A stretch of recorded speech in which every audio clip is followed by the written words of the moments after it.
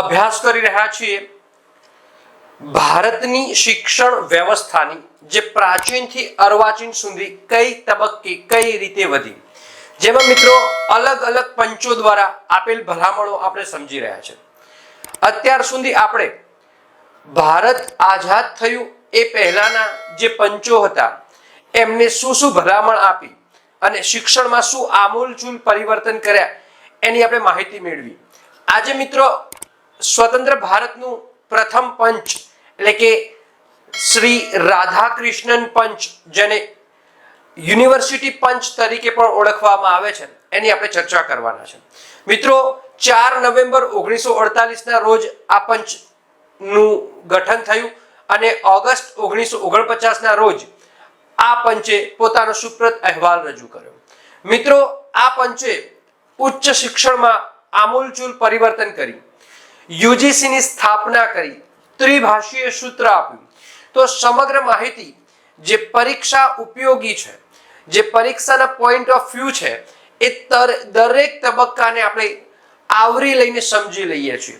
મિત્રો આ મુદ્દો જે ગુજરાત સરકારમાં શિક્ષણ વિભાગની પરીક્ષાઓ આવે છે, એ ચાહે ડીઈઓ, ડીપીઈઓ હોય, ટીપીઈઓ હોય, જીઈએસ ક્લાસ વર્ગ 2 હોય, એચટાટ હોય કે ટેટટાટ હોય. એમાં એચટાટ નો જે નવીનતમ અભ્યાસક્રમ આવ્યો છે, હમણાં જ ટૂંક સમયમાં જાહેરાત આવવાની તૈયારી છે, એ અભ્યાસક્રમ પ્રમાણે હું આગળ વધી રહ્યો છું અને એ અભ્યાસક્રમમાં જેટલા પણ મુદ્દા છે એ પ્રમાણે હું તમને વન બાય વન આપી રહ્યો છું. આશા છે કે મિત્રો આપ મારી આ ચેનલને લાઈક કરો, સબસ્ક્રાઇબ કરો અને શેર કરો. મિત્રો જરૂરિયાતના મિત્રો સુધી પહોંચાડવું એ પણ એક પુણ્યનું કામ છે. આપની એક લાઈક, આપની એક શેર અને આપનો એક સબસ્ક્રાઇબ એ મને પ્રેરણા વધારશે. સમય બગાડતો નથી, આપણે આગળ વધીએ છીએ. શ્રી રાધાકૃષ્ણન પંચ, જેને યુનિવર્સિટી પંચ તરીકે પણ ઓળખવામાં આવે છે, આધુનિક ભારતીય ઉચ્ચ શિક્ષણના શિલ્પી તરીકે ઓળખવામાં આવે છે. મિત્રો આ એક શિક્ષણવિદ હતા, ભારતના પૂર્વ રાષ્ટ્રપતિ પણ રહી ચૂકેલા છે. બરાબર, કહેવાય કે એવું કહેવાય છે કે જ્યારે આ વિશ્વમાં પોતાની સ્પીચ આપતા ત્યારે સૌથી સુંદર ગ્રામેટિકલ સ્પીચ હતી, એક પણ ભૂલ રહિત અંગ્રેજીમાં સ્પીચ આપતા હતા ડોક્ટર સર્વપલ્લી રાધાકૃષ્ણન. અને આમની જ યાદમાં જ આપતા શિક્ષક દિનની ઉજવણી થાય છે. મિત્રો યાદ રાખજો, શિક્ષક દિન અલગ છે, શિક્ષણ દિન અલગ છે, વિશ્વ શિક્ષક દિન પણ અલગ છે, પણ આપણે ભારતમાં શિક્ષક દિનની ઉજવણી આમની પ્રેરણાથી થાય છે, આમના અનુલક્ષીને થાય છે, આમને કરેલા કામને ધ્યાને રાખીને આમના અનુલક્ષીને થાય છે. રાધાકૃષ્ણન પંચ, યુનિવર્સિટી શિક્ષણ પંચ 1948. મિત્રો હજી હું તમને કહું છું, આ વર્ષ વારંવાર સરકાર પૂછે છે એટલે યાદ રાખજો. આને 4 નવેમ્બર 1948 ના રોજ નિમણૂક કરી અને ઓગસ્ટ 1949 ના રોજ પોતાનો અહેવાલ સુપ્રત કર્યો. મિત્રો આ નહીથી જ, આ પંચના થકી જ યુજીસી યુનિવર્સિટી ગ્રાન્ટ કમિશન ની સ્થાપના થઈ. આ પંચે ત્રિભાષીય શિક્ષણ આપ્યું, એક માતૃભાષા, એક રાષ્ટ્રભાષા એટલે હિન્દી, અને એક તે સમયે કેવી વેલ્યુએબલ લેંગ્વેજ હતી અંગ્રેજીની ત્રિભાષીય શિક્ષણ પદ્ધતિની સૂચના આને કરી હતી. બરાબર, આ પંચે કરી હતી. આગળ વધીએ આપણે.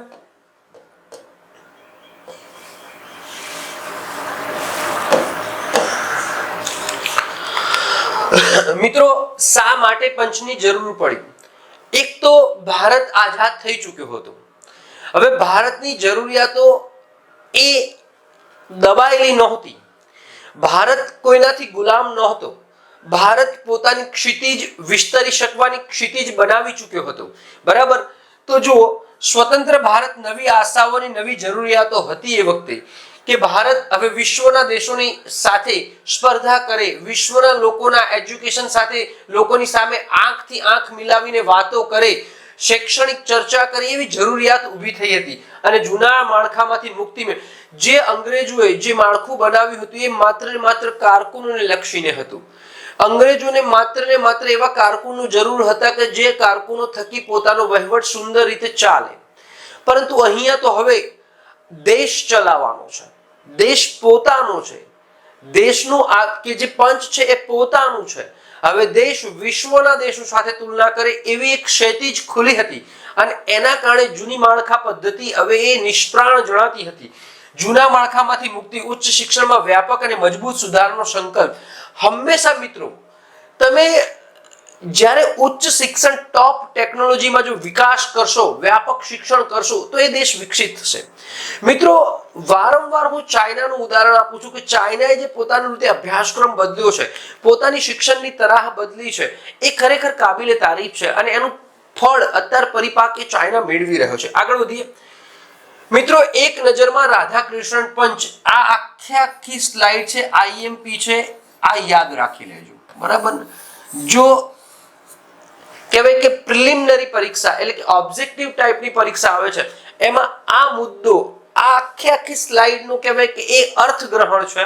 જો 4 નવેમ્બરના રોજ 1948 ના રોજ સ્થાપના થઈ હતી. 4 નવેમ્બર મેં જે તમને કહ્યું.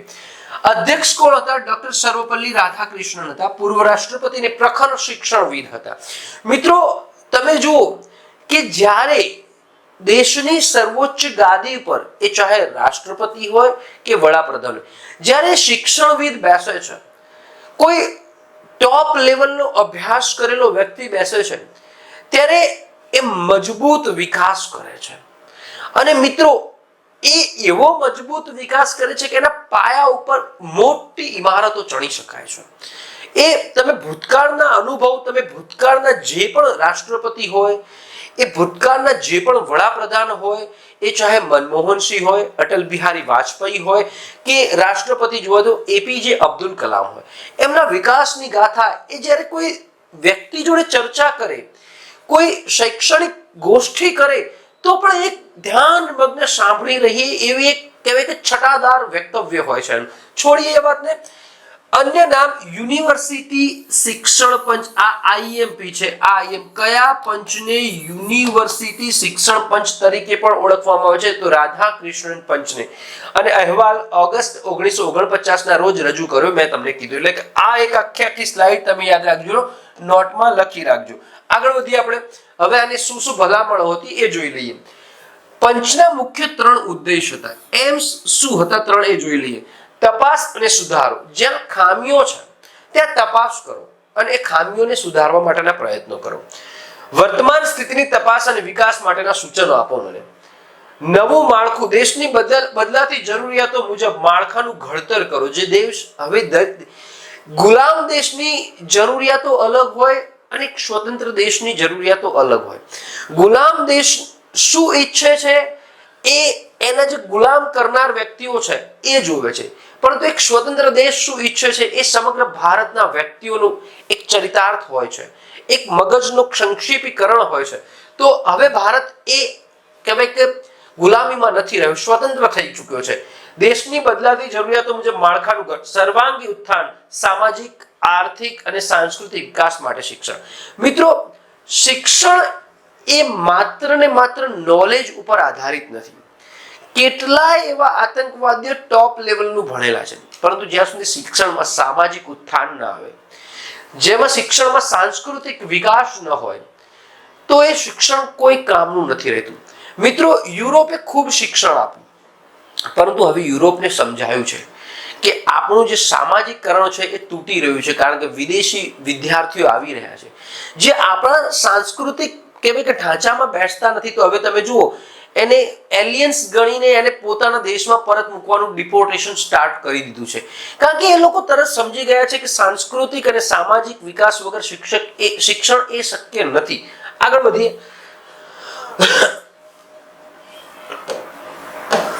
સૌથી મોટી ભેટ યુજીસી, યુનિવર્સિટી ગ્રાન્ટ કમિશન. આ રાધાકૃષ્ણ પંચની સૌથી મોટી ભેટ હતી. જોઈએ દેશની તમામ યુનિવર્સિટીના કાર્ય પર દેખરેખ. તમે જુઓ, કોઈ પણ તમારી જ્યારે ડિગ્રી જોવાય ને ત્યારે પૂછે કે જો યુજીસી માન્ય ડિગ્રી છે ને, જો તમે યુજીસી માન્ય ડિગ્રીમાં ભણ્યા નથી ને તમારી ડિગ્રી કામની જ નથી, બરાબર ને. બીજું નાણાકીય ગ્રાન્ટ, અનુદાન વિતરણ. એટલે યુજીસી ના 2 કામ હતા. દેશની તમામ યુનિવર્સિટી નું પર દેખરેખ રાખવાનું. તમે જો હમણાં મિત્રો NAAC નેક ગ્રેડ પણ આપે છે, બરાબર, અને અનુદાન નાણાકીય ગ્રાન્ટ આપવાનું એનું કામ હતું. આગળ વધીએ. ભાષાનું સંતુલન ત્રિભાષી સૂત્ર આ પંચે આપ્યું. ત્રિભાષી સૂત્રમાં એક શું છે? માતૃભાષા. માતૃભાષા.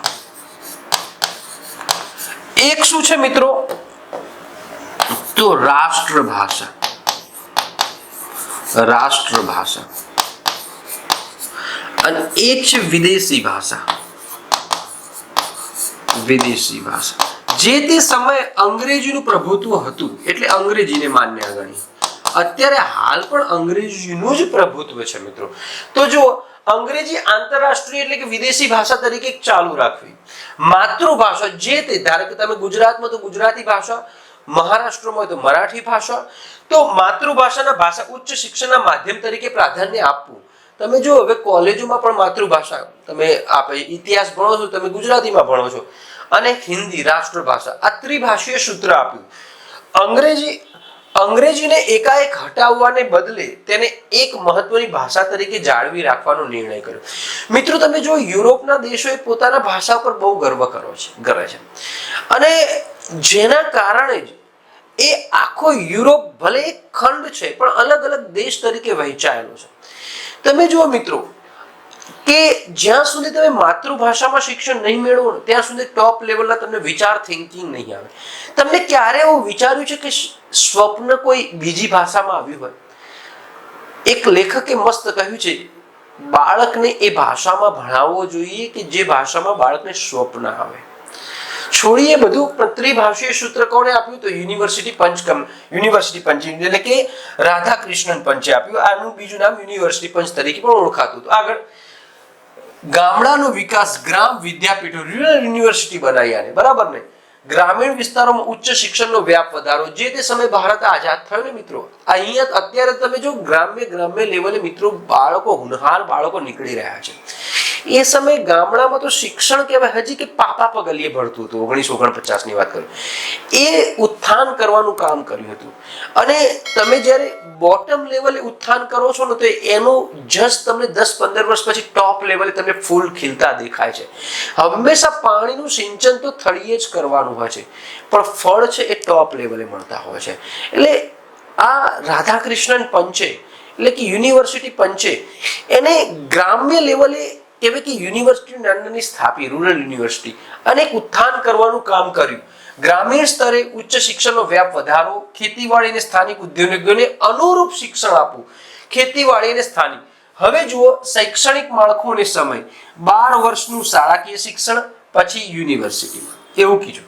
બીજું 19 આ મહત્વનું છે, 180 દિવસ. એને બહુ મસ્ત કામ કર્યું ભાઈ. ભણવાના કલાકોનો સમય નક્કી કરો તો 180 દિવસ. 180 દિવસ. જો 180 દિવસ વર્ષમાં ઓછામાં ઓછું શૈક્ષણિક કાર્ય પરીક્ષાના દિવસો સિવાય આરટીમાં પણ આ કે છે, આરટીમાં પણ ભાઈ થવું જ જોઈએ. શિક્ષણના 3 મુખ્ય ભાગો જે અત્યારે આપણે ભણી રહ્યા છે. એક આર્ટ્સ હશે, તમારા મારા જેવા સામાન્ય વ્યક્તિ લીધું છે. એક ટોપ લેવલના વ્યક્તિ હશે સાયન્સ લીધું હશે કે એ દેશ માટે કંઈક વિશેષ પ્રદાન આપવાનું. અને એક છે પ્રોફેશનલ કે વ્યવસાયિક શિક્ષણ. આ 3 ભાગ રાધાકૃષ્ણન પંચે સૂચવ્યા. એટલે શિક્ષણના 3 મુખ્ય ભાગ એ પણ રાધાકૃષ્ણન પંચે સૂચવ્યા. ત્રિભાષી શિક્ષણનો વિચાર પણ રાધાકૃષ્ણન પંચે આપ્યો. આગળ જોઈએ. શિક્ષકોનું સન્માન અને સુધારો.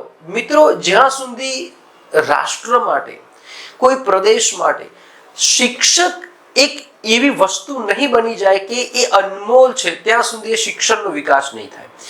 મિત્રો આપ જરા ગ્રામ્ય લેવલે ભણતા હશો ત્યાં યાદ કરો, કોઈ સારા નરસા પ્રસંગમાં મેનેજમેન્ટ એ ગામની શાળાના શિક્ષકને આપવામાં આવતું હતું. કોઈ જમણવાર હોય તો જમણવારની દેખરેખ એ શિક્ષકોને આપવામાં આવતી હતી. કોઈ પણ અને શિક્ષકો હર્ષભેર ઉપાડી લેતા હતા, આ મારો પ્રસંગ છે એમ સમજીને. પરંતુ અહીં તો ના શિક્ષકોને ગામ સાથે કોઈ લેવા દેવા છે, ના ગામ એ શિક્ષકો સાથે લેવા દેવા રાખ્યું પણ નથી. મિત્રો તમે ભેંત નમો ને તો શિક્ષક હાથ નમી શકે છે, પણ તમે શિક્ષકને રાખ્યું જ નથી તો પછી જ્યાં સુધી ગ્રામ્ય લેવલે, ગ્રામ્ય કક્ષાએ વાલી જોડે તાદાત્મ્ય શિક્ષકનું નહીં થાય ત્યારે સુધી શિક્ષણનું તાદાત્મ્ય બાળકો જોડે થવું અસંભવ છે મિત્રો. આ સત્ય હકીકત છે. ગામનો નાનામાં નાનો પ્રસંગ જો શિક્ષક ન હોય ને તો એ પ્રસંગ કહેવાતો નહોતો. અત્યારે તો શિક્ષક કોણ છે નામ પૂછીએ તો કદાચ ગામના વ્યક્તિઓને ખબર હોય છે. એસએમસી કમિટીના સભ્ય કોણ છે એ પણ ખબર નથી હોતી. છોડીએ વાત, પણ મિત્રો શિક્ષકોનું સન્માન જાળવું. યુરોપ દેશ જુઓ તમે, શિક્ષકનું નામ પડે એટલે પતી ગયું. એક સન્માનીય ડોક્ટર કરતા પણ એક સન્માનીય વ્યક્તિ તરીકે જોવે છે. હા, શિક્ષકોના સન્માન માટે મિત્રો, શિક્ષકો બને માટે એનો પગાર પણ ટોપ લેવલનો હોવો જોઈએ. એટલે બંને પક્ષે છે. સરકારે ઘણું કરવાનું બાકી છે અને શિક્ષકે હવે મારે કંઈ કરવું નથી એવું વિચારી લીધું છે. તો બંને પક્ષે જો થોડો 50% પ્રયાસ થાય તો ફરીથી એ ભારતનું શિક્ષણ ફરીથી તક્ષશિલા, ફરીથી નાલંદા જેવું બની શકે છે. કંઈ અઘરું નથી.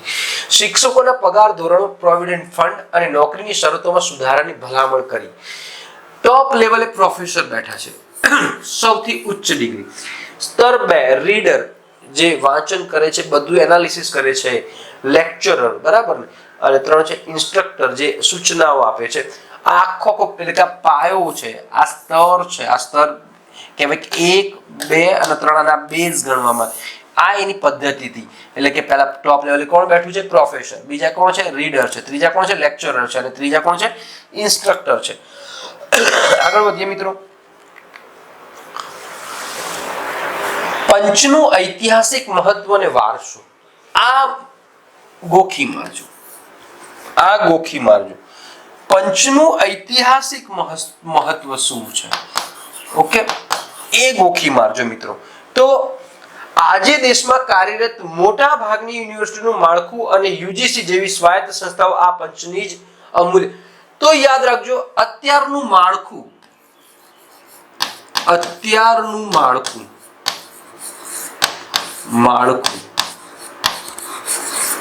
અને યુજીસી જેવી સંસ્થા આ પંચે જ આપી. એટલે કે રાધા કૃષ્ણન પંચ, એને બીજા નામથી યુનિવર્સિટી પંચ તરીકે પણ ઓળખવામાં આવે છે. અને મિત્રો, જે તમારી ડિગ્રી છે ને એ યુજીસી માન્ય યુનિવર્સિટીની જ હોવી જોઈએ. એટલે આ પંચે જે ભલામણો આપી હતી એ ભલામણો પ્રમાણે અત્યારે હાલ પણ શૈક્ષણિક કાર્ય ચાલે છે. ઓકે, તો મળીએ જ છે આવી બીજી માહિતી સાથે, આગળના મુદ્દા સાથે. ત્યાં સુધી